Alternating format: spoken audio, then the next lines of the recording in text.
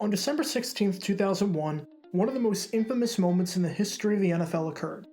The Jacksonville Jaguars were leading the Cleveland Browns 15-10, with the Browns facing a 4th and 2 deep in Jacksonville territory.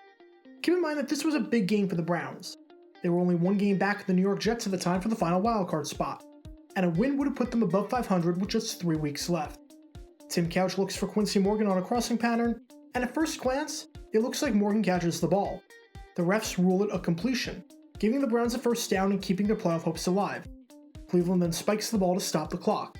However, as it turns out, the referees were trying to review the last play, but the buzzer system was not working as intended. So even though the Browns got another playoff, the referees went back and reviewed the last completion to Quincy Morgan. Upon further review, it was an incomplete pass.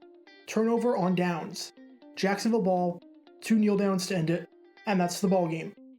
As you can probably expect, Cleveland fans did not take the news too kindly.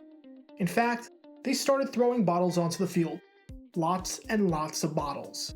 There's tons of videos about Bottlegate already, so I'm not going to go too deep into the matter.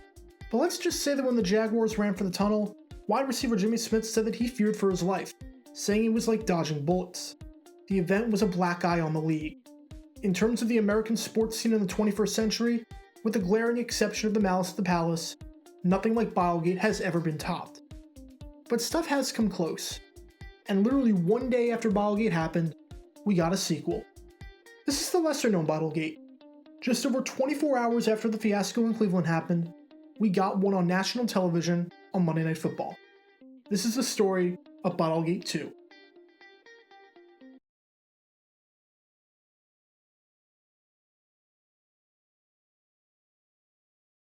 Before talking about what actually happened and before I show the footage, we need a bit of context heading into this. Obviously, this is not the first time that alcohol has come into play in an NFL game. I made a video about a 1990 game involving the Los Angeles Raiders and the Pittsburgh Steelers, and how an incident in that game eventually led to the Raiders playing a completely dry, alcohol-free game if you want to check that out in the upper right corner. But there's a few things to keep in mind before breaking down the incident at hand. Number 1, sometime in the past few years leading up to this game, the Superdome, along with a bunch of other stadiums, started selling beer in plastic bottles and not cups. Serving beer in cups took too long. By serving it in the bottle, you can sell more beer, and therefore make more money. And by serving it with the cap on, there's less spillage, which means less of a mess for the crew to clean up afterwards. It's not hard to see why stadiums across the country were choosing the money-making and cleaner option. Number 2, Monday Night Football games started super late back then. Nowadays, if a game takes place on Monday night, it will start at 8:15 p.m. Eastern. But back in 2001, Monday night games started at 9:10 p.m. Eastern, an hour later than what happens today. Games would routinely go past midnight. On the extreme side, they could go past 1 o'clock in the morning. 1 year before this, the New York Jets and the Miami Dolphins played in a game known as the Monday Night Miracle, where the Jets scored 30 points in the fourth quarter and erased a 23-point deficit, and then won the game in overtime by a final score of 40-37. That game ended at 1:20 in the morning. The longer a game goes on and the later in the day it takes place, the more restless fans can get, and the more time they have to get alcohol into their systems. Also keep in mind that back then, Monday Night Football actually meant something. It was the only nationally televised game on network television. Al Michaels was on the call. Playing on Monday night had weight to it, and because of this, and because of how good the Saints were entering this game, which we'll get to a bit later, the Saints sold a lot of tickets. They knew this was going to be a big game, as they had extra security officers and policemen on duty. The team sold 1,700 standing room only tickets. The attendance of this game was 70,332, which was their largest crowd of the season. Not only that, but it was their largest crowd at the Superdome since September 2nd, 1979, when they hosted the Atlanta Falcons in the opening week and drew 70,940 fans through the gates. It had been over 2 decades since a crowd that large had gathered, and it was their first Monday night home game since 1994 against the Cowboys. That's how big the stakes were, and how big the moment was. And number 3, there was almost a sense of normalcy surrounding Bottlegate. The NFL handled the situation about as badly as you can, and honestly, it's no surprise that something like this happened, or would have happened again in the near future. The league forced the Jaguars and the Browns to go back onto the field and play out the final 48 seconds, even though the game was over with 2 kneel downs. In the aftermath of the game, the NFL put out no statement whatsoever. almost as if they refused to acknowledge its existence. Unfortunately, I couldn't find any footage of this, but 1 month earlier, at a Monday Night Football game involving the Baltimore Ravens and the Tennessee Titans, Titans fans threw cups and bottles onto the field after a controversial call late changed the outcome. There was precedent for the NFL to figure out a plan of action and nip this in the butt before anything big happened, and the league stayed silent. And while the league put out no statement, the Browns put out about the worst statement imaginable. President Carbon Policy didn't criticize the fans for throwing bottles onto the field, and owner Al Lerner doubled down big time. He said, "I like the fact that our fans care. I think everyone controlled themselves, considering they spent 60 minutes out in cold weather. It wasn't pleasant, I wouldn't suggest anything like that, but it wasn't World War III. So just to clarify, according to the owner of the team, throwing bottles onto the field is a good way to show that you care. It's a normal thing that happens in controlled environments, and as long as the weather is cold and we don't drop an atomic bomb on people, we can do whatever we want at a football game." I'm not sure I'm exaggerating when I say that in the 100-year history of the NFL, there has never been a more tone-deaf statement made by an owner. Let's recap all these factors. Beer in plastic bottles, super late start times, a league that didn't seem to care or address these issues, and an owner almost encouraging fans to do this.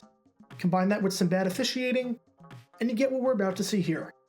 December 17th, 2001. One day after Bottlegate.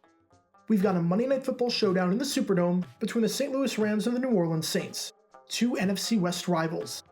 The Saints enter this game at 7-5, tied with the Tampa Bay Buccaneers, entering the week for the final wildcard spot. And with Tampa Bay losing their game to Chicago on Sunday, a win by New Orleans puts them in the final spot, which is 3 games to go. They're going up against the best team in the NFL in the St. Louis Rams. St. Louis entered the week with a league-best 358 points scored, as the greatest show on turf offense was showing no signs of slowing down.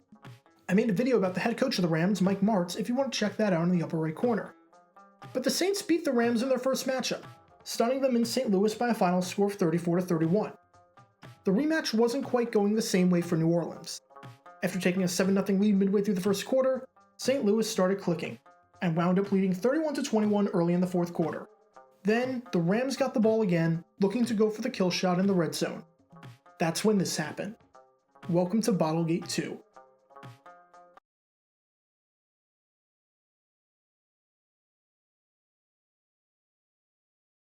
Flags, first down to the 15-yard line.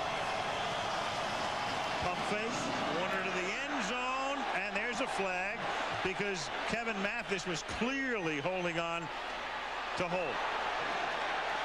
Defensive pass interference. Number 23.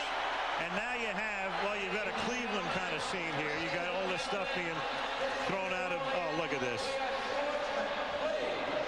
This is why what happened in Cleveland yesterday was such a disgrace. And this is too. Well, they have to do what the Giants did a few years ago with the snowballs. Get some video, find out where it's coming from, and either prosecute them or find out who has the season tickets or the tickets and just take the tickets away. Take the season seats away. You know, and the fans are trying to throw it at the officials, and in reality, they're throwing it at their own players. And now Jim Haslett will get a penalty. Larry Nemmer's throwing the flag.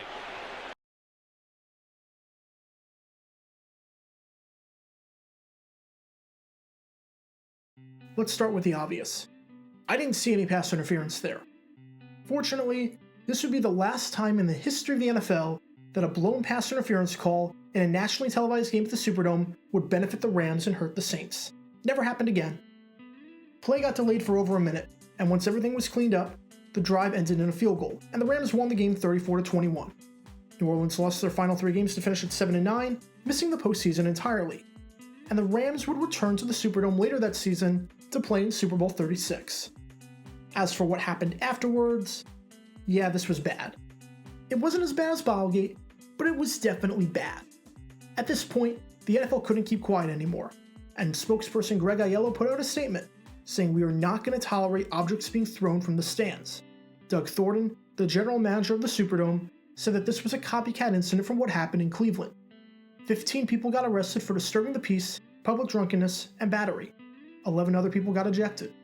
The PA announcer had to beg the fans to stop throwing objects onto the field, saying, "Please, this is New Orleans and we are sportsmen here." And unlike the Browns, Members of the Saints organization actually spoke out against the fans who threw the bottles, with head coach Jim Haslett calling the behavior of the fans unacceptable, and safety Sammy Knight calling the situation unfortunate, saying that you hate to see something happen, and that it shouldn't happen.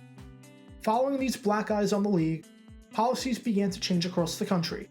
In New Orleans, beer sales from vendors ended at halftime, and beer sales in bottles ended in the third quarter.